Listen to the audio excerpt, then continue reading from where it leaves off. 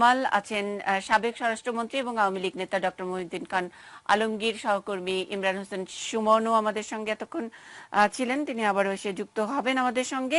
বিরতিতে যাবার আগে প্রশ্ন ছিল মাসুদ কামাল আপনার কাছে। জি, আসলে ব্যাপারটা হলো কি, আমি একটা রাজনৈতিক সংস্কৃতির কথা বলি। আপনি দেখবেন বিভিন্ন সময় বিভিন্ন রাজনৈতিক নেতা কর্মীরা তাদের ড্রয়িং রুমে একটা ছবি রাখে। ছবিটা কি? ছবিটা হলো সে কোনো একজন নেতা নেত্রীর পাশে দাঁড়িয়ে আছে অথবা বসে আছে। এই একটা ছবি কিন্তু তাকে অনেক বিপদ আপদ থেকে বাঁচিয়ে দেয়। ধরেন কোনো বড় নেত্রীর সঙ্গে উনি ছবি তুলেছেন, সেই ছবিটা দেখলে পুলিশ ওই পর্যন্ত এসে আবার চলে যায় যে না, এত বড় নেত্রীর সঙ্গে যখন ছবি তুলতে পারছেন অতএব একে ঘাটানো যাবে না। তো আমাদের এখানে কি দেখি আমরা তো ছবি দেখি না। আমরা দেখলাম যে আমাদের দেশের সর্বোচ্চ যিনি নেতৃত্বে আছেন সে মাননীয় প্রধানমন্ত্রীর পাশে হেফাজতের নেতা বসে আছেন। কেবল বসে আছেন না, মাননীয় প্রধানমন্ত্রী এসে হেফাজতের নেতার সঙ্গে কথা বলছেন। তো তারপরে আপনি কি করে আশা করেন যে হেফাজতের যে কর্মকাণ্ড 5ই মে 2013 সালে তারা ঘটিয়েছেন সেই ঘটনার একটা দৃষ্টান্তমূলক বিচার হতে পারবে? আপনার আশাতে তো কিছু ঝামেলা এবং কিছুটা শিশুসুলভ আশা, এটা আপনার মনে করি। আপনারা যে কাজটা খুব সতর্কভাবে এবং ভালোভাবে করেছেন সেটা হলো হেফাজতের মামলা। আপনার শিরোনামটা কিন্তু হেফাজতের মামলা না, হেফাজতের মামলা। আপনি বলেই দিয়েছেন মামলাগুলো খুব সুন্দরভাবে হেফাজত করে রাখা হয়েছে। তো বিচার আপনি অতটুকু পাবেন, এখানে এর চেয়ে বেশি কিছু পাবেন না। আপনি একটা কথা আমি বলি, এই যে মাননীয় সাবেক স্বরাষ্ট্রমন্ত্রী মহিউদ্দিন খান আলমগীর কিছু কথা বললেন এই মাত্র, যে ওই 13 দফা দাবিতে সংবিধান বিরোধী কিছু ছিল না। আমি ওনার সঙ্গে সবিনয়, উনি খুব জ্ঞানী মানুষ, তবে আমি সবিনয় ওনার সঙ্গে একটু দ্বিমত পোষণ করি। দেখেন 13 দফার প্রথম দফাটা কি ছিল? প্রথম দফাটা ছিল সংবিধানে আল্লাহর উপর পূর্ণ আস্থা ও বিশ্বাস পুনঃস্থাপন এবং কুরআন সুন্নাহ বিরোধী সকল আইন বাতিল করা। দেখেন একটা শব্দ, দেখেন এখানে শব্দটা কি? পুনঃস্থাপন। সংবিধানে আল্লাহর উপর পূর্ণ আস্থা ও বিশ্বাস পুনঃস্থাপন। পুনঃস্থাপন মানে কি? তার মানে ওনারা বলতে চাচ্ছেন যে এই সংবিধানে কখনো এই জিনিসটা ছিল, তারপরে এই বর্তমান এই আওয়ামী লীগ সরকার এসে সেটাকে সরিয়ে দিয়েছে, সেটাকে আবার সেই জায়গায় বসাতে হবে। কবে ছিল? তাহলে ওনারা কি ইঙ্গিত করছেন? ওনারা কি বলতে চাচ্ছেন যে বিএনপি আমলের সংবিধানের যে কাটাছাড়া করার পর যে বিকৃত রূপ ধারণ করেছিল সেটা তো ওনারা আবার ব্যাক করতে চাচ্ছেন? মানে এটা কি সংবিধান বিরোধী একটা দাবি নয়? তারপর উনি কি বলেছেন, মানে এটাই কি বোঝাতে চেয়েছে কিনা, মানে এই কুরআন সুন্নাহ বিরোধী সকল আইন বাতিল করা। আচ্ছা, কুরআন সুন্নাহ বিরোধী কি বিরোধী নয় এটা কে নির্ধারণ করবেন? নিশ্চয়ই ওনারাই নির্ধারণ করবেন, যেহেতু দাবিটা ওনারাই করেছেন। ওনারা তো একটু আগেই বলেছেন যে নারী নীতি তারা মানেন না। যদি নারী নীতি না মানে, তো সংবিধানে যে নারী পুরুষের সমান অধিকার দেওয়া হয়েছে সেটা কি করে থাকবে? তো আমি বুঝি না, যখন আপনি আত্মসমর্পণ করবেন তখন কি আপনি নীতি নীতি সব আত্মসমর্পণ করবেন? আমি মাননীয় সাবেক স্বরাষ্ট্রমন্ত্রীর বক্তব্যের মধ্যে কিন্তু সে আত্মসমর্পণের সুর খুঁজে পাই। তো ওনার মতো লেভেলে, ওনার লেভেলের লোক যখন এভাবে নিঃশর্তভাবে সারেন্ডার করেন এই হুজুর, এই হেফাজতের কাছে, তখন আপনি কিভাবে আশা করেন মুন্নী সাহা যে আপনি একটা চমৎকার বিচার পাবেন, যে বিচারের কারণে ওই দিন 5ই মে 2013-তে যে লোকগুলি ক্ষতিগ্রস্ত হয়েছিল, যে জাতীয় সম্পদের ক্ষতি হয়েছিল, সাধারণ মানুষের মধ্যে, গণতান্ত্রিক মানুষের মধ্যে যে আতঙ্ক তৈরি হয়েছিল, সে আতঙ্ক থেকে মানুষগুলি মুক্ত হবে, সেই ক্ষতিগুলি ক্ষতিপূরণ হবে এবং দেশে একটা দৃষ্টান্তমূলক বিচার হবে। আপনি কিভাবে আশা করেন? মানে এই আশাটা আসলে বোধহয় এই আশা করার জন্যই বোধহয় বিচার হওয়া দরকার, নাকি?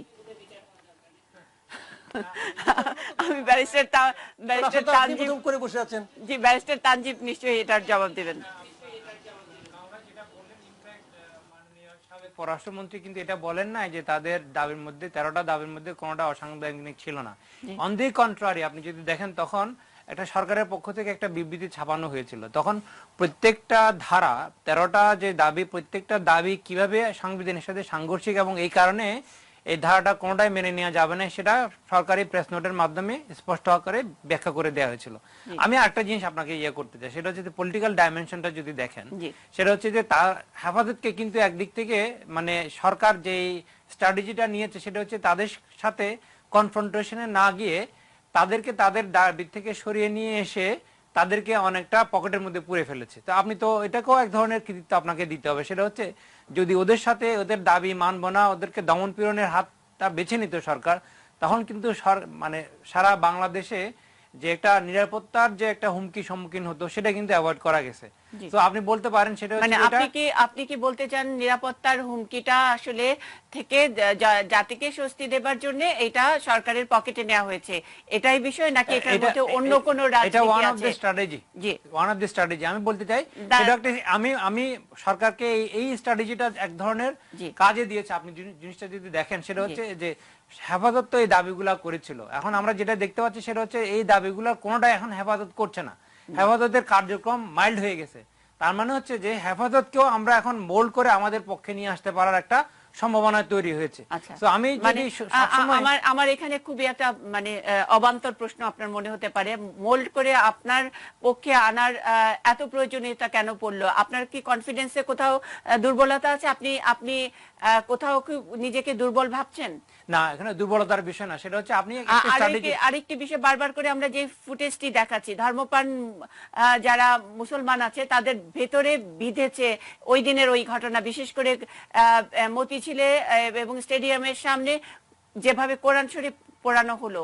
মানে ধরেন আপনার যে কোনো দাবি দাওয়া আদায়ের নামে ধর্মের কথা বলে, ইসলামের কথা বলে যখন নাকি কোরআন শরীফ পড়ানো হয়, ধর্মপ্রাণ মানুষের অনুভূতিতে এটা লাগে। সেই অনুভূতির প্রতি আপনি কতখানি রেসপেক্ট করলেন? আমি তো একটা জিনিস বলছি, সেটা হচ্ছে যে হেফাজতের যে জেনেসিস সেটা কিন্তু আপনার ধর্মভিত্তিক যদিও হয়, ধর্মকে এটা সম্পূর্ণ পার্সোনাল কিংবা পলিটিক্যাল স্বার্থে ব্যবহারের উদ্দেশ্যে হেফাজতটাকে তৈরি করা হয়েছে। সেই পার্সপেক্টিভ থেকে এই যে হেফাজত ইসলামের কথা বলে যদি আপনার কোরআন শরীফ পড়ায়, তাহলে এটা কখনোই আপনার প্রকৃত ইসলাম হতে পারে না। তো ওই ডাইমেনশনটা তো ওখানে আছে, সেটা হচ্ছে যে হেফাজত ইসলাম আসলে নাম কাওয়াস্তে ইসলামের কথা বলছে, কিন্তু প্রকৃতপক্ষে এরা কখনোই ইসলামের যদি আদৌ ভালোবেসে থাকেন তাহলে ওরা যে কর্মকাণ্ড করেছেন সেটা কোনোভাবে সমর্থন করা যায় না। এবং সরকার এখনো পর্যন্ত বলে নাই যে তাদের যে অপরাধটা বাংলাদেশের প্রচলিত আইনে করেছে সেটার জন্য সেটা থেকে তাদেরকে মুক্তি দেওয়া হয়েছে, এবং তাদের বিরুদ্ধে যে তদন্ত আছে সেটা আমরা দেখছি যে কোনো অগ্রগতি হচ্ছে না। কিন্তু তার মানে এটা না যে তদন্তর আপনার চার্জশিট কখনোই হবে না। আমাদেরকে যে জিনিসটা মাথায় রাখতে হবে সেটা হচ্ছে যে দেশ শাসন যদি আপনাকে করতে হয়, পারসেপশন বলে একটা কথা আছে, এটা নিয়ে কিন্তু অনেক সময় আপনারা বলেন যে পারসেপশন সব সময় আপনার সত্য হয় না। জেনারেল পারসেপশন আমরা দেখে আসছি, অনেক সময় আপনি ট্রাম্পের নির্বাচনের কথা জানেন, সারা পৃথিবীর লোক মনে করেছিল যে সে আসলে অযোগ্য একজন প্রেসিডেন্ট, কিন্তু সে নির্বাচিত হয়েছে। তো পারসেপশন এবং রিয়েলিটি মাঝে মাঝে এরকম ভিন্নতা আসতে পারে। আপনাকে দেখতে হবে যেটা, সেটা হচ্ছে যে from the perspective of the person who is actually taking the decision. আমরা একটা পার্সপেক্টিভ থেকে দেখতেছি, জনগণ, সাধারণ জনগণ হিসেবে আমরা যেটা দেখতে পাচ্ছি সেটা হচ্ছে যে চার্জশিট 4 বছর পার হয়ে গেছে, এখনো চার্জশিট হয় নাই। কিন্তু সরকারের স্ট্র্যাটেজিটা যেটা আছে সেটাকে আপনাকে অ্যাপ্রিশিয়েট করতে হবে।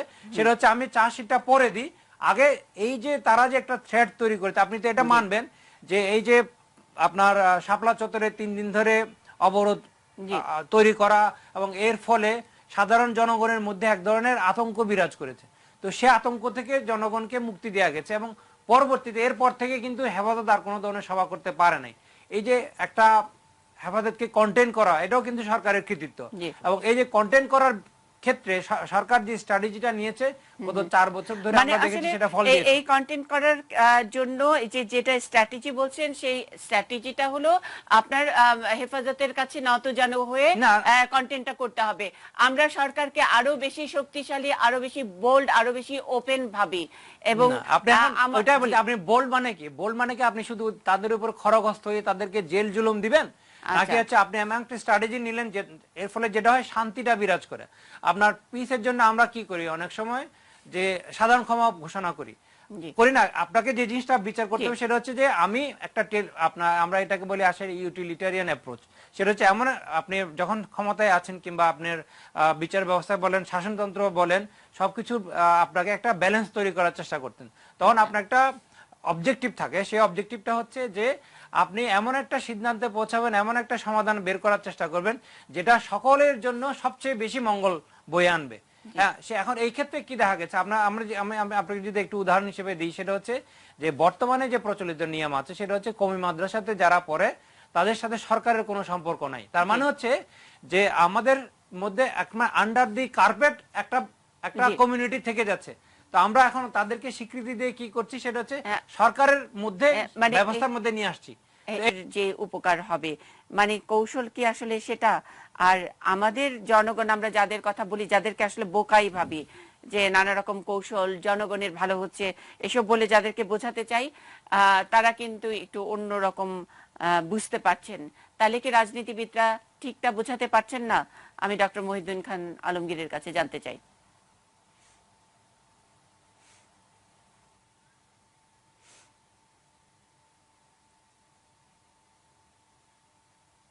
প্রশ্নের উত্তর দেওয়ার আগে আমাদের এই তরুণ সাংবাদিক যে কথাটি বলেছেন যে আমি তাদের কাছে আত্মসমর্পণ করছি হেফাজতের কাছে, এই কথাটি সর্বই মিথ্যা।